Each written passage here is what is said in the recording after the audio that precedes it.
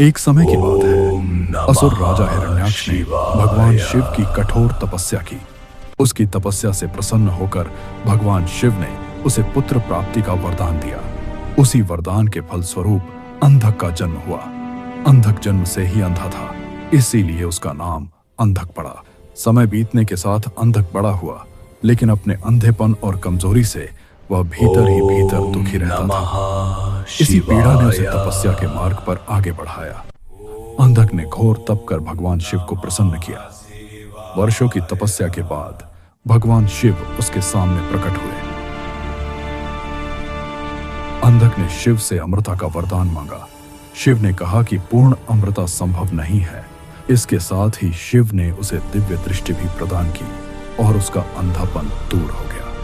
वरदान और दृष्टि प्राप्त होते ही अंधक के भीतर अहंकार जन्म लेने लगा।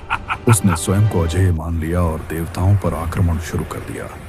उसने स्वर्ग पर अधिकार कर लिया और चारों ओर आतंक फैलाने लगा।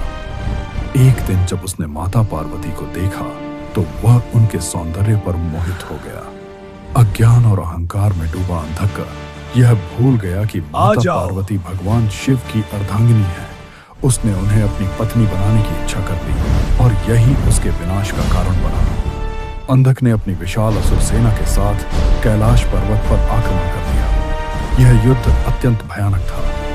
भगवान शिव अपने गणों के साथ युद्ध में उतरे। शिव के हर प्रहार से अंधक घायल होता, लेकिन उसके शरीर से गिरने वाली हर रक्त बूंद से एक नया अंधक उत्पन्न हो जाता। देखते ही देखते असुरों की संख्या बढ़ने लगी और युद्ध और भी विकराल हो गया।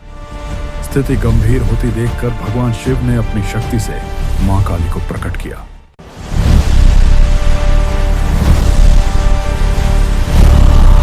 मां काली ने अंधक के शरीर से गिरने वाली हर रक्त बूंद को पी लिया, जिससे नए अंधक उत्पन्न नहीं हो सके। अब अंधक कमजोर पड़ने लगा। अंततः भगवान शिव ने अपने त्रिशूल से अंधक पर प्रहार किया और उसका अंत कर दिया। मृत्यु के समय अंधक को अपने पापों का बोध हुआ। उसने भगवान शिव से क्षमा मांगी और अपने अपराध स्वीकार किए। करुणामय भगवान शिव ने उसके सच्चे पश्चाताप को स्वीकार किया और उसे मोक्ष प्रदान किया। इतना ही नहीं, उन्होंने अंधक को अपने गणों में स्थान देकर यह सिद्ध किया कि शिव दंड देने के साथ साथ करुणा के भी देवता हैं।